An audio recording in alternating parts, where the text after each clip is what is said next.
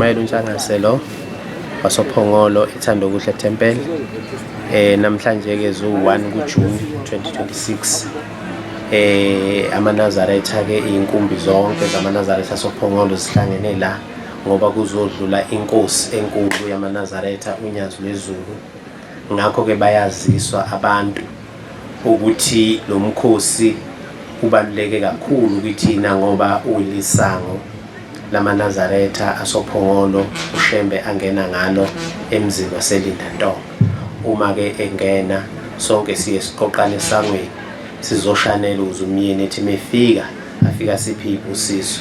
Siyabonga kakhulu nabalule isandla ikakhulukazi umasipala wakule ndawo yasophongolo njengoba nibona nje amabhena namagazebo. Kukhona noSpa osixhase kakhulu noBuild It oselekelele kakhulu lo msebenzi wokwedlula kaShembe. Kube nenye insizwa esilekelele kakhulu yasithwala kulo msebenzi omkhulu kangaka esibhekene nawo. Baningi ke nabelule izandla uShembe ngathi ngababusisa. Siyabonga Mshumayeli UNyazi.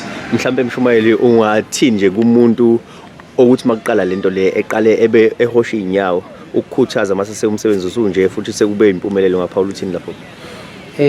Ukuthi ukukholwa kwethu kulokuNazaretha kulidwala libushelelezi yikho kubehlula abaningi. Baningi ke vele ade bethi uShembe angeke eze ophongolo, uShembe angeke edlule ophongolo, kodwa inkumbi zabantu ezila ezinye beyivinjiwe ukuthi zingezi la. Kodwa ke siyabonga ngoba uShembe ubengakithi noma sibabili sibathathu ngokuchasa sikutholile sakwazi ukulungiselela lo mcimbi omkhulu kangaka. Asinqabi umuntu ke thina ngoba sinalo izulu futhi asinaso nesihogo, kodwa sithi wonke umuntu othanda uNyazi lwezulu akeze ezohogela iphunga elihle lasezulwini ukuze aphile nemndeni yakhe neyokhokho bakhe baphile. Mhlambe Mshumayeli ungathini la ukulapha abantu abakude noShembe noma abantu abangakayigqoki ingubo emhlophe uma besuke bebona amaNazaretha eqhwebhana ungababuyisa kanjani endleleni?